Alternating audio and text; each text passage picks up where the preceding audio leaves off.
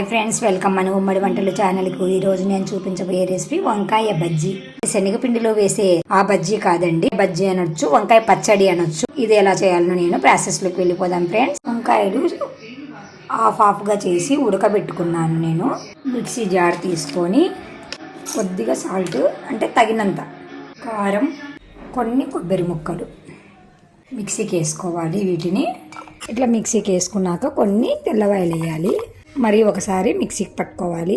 ఇలా మిక్సీకి పట్టుకొని పక్కన పెట్టుకోవాలి.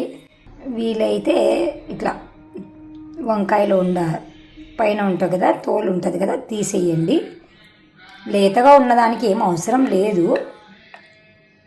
ముదురుగా ఉన్నాయి అంటే ఇలా తీసేస్తే కొంచెం బాగుంటాయి. ఇవి లేతవే కానీ నేను లైట్గా తీస్తున్నాను. చాలా టేస్ట్ ఉంటుందండి ఈ వంకాయ బజ్జీ. అయినా పెన్నం పెట్టుకున్నాను. 2 స్పూన్ల ఆయిల్ వేసుకొని పోపు సామాన్ వేసుకున్నాను. చిటపటలాడాయి.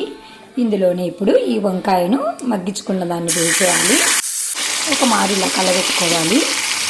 మిక్సీ పట్టి పెట్టుకున్నాం కదా కారము, అది కూడా తెచ్చి ఇందులోనే వేయాలి. మీ కారానికి తగినట్లుగా ఉప్పు కారం వేసుకోండి. ఒక చిటికెడు పసుపు వేయండి. అన్నీ వేసుకున్నాం కదా, ఇప్పుడు బాగా కలబెట్టుకోవాలి కలిసేటట్టుగా. ఇలా కలబెట్టుకొని ఒక 2 నిమిషాలు మగ్గించుకోవాలి. ఎందుకంటే మనము ఎల్లిపాయలు వేసాం కదా, అవి కొద్దిగా మగ్గితే బాగుంటాయి. పూర్వమైతే మనము కట్టెల పొయ్యిలు కానీ ఆళ్ళ పొయ్యి అని ఉంటుంది, పొట్టు పోసి పెడతారు చూడండి.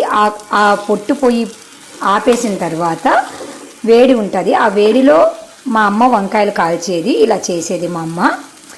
ఇప్పుడు మనము అట్లాంటి పొయ్యిలు ఏమి లేవు కాబట్టి కుక్కర్లో కానీ లేదా విడిగా కానీ మనం మగ్గించుకొని వంకాయలను ఇలా చేసుకుంటే చాలా టేస్ట్ ఉంటుంది. చపాతీలోకైనా అన్నంలోకైనా చాలా బాగుంటుంది ఫ్రెండ్స్.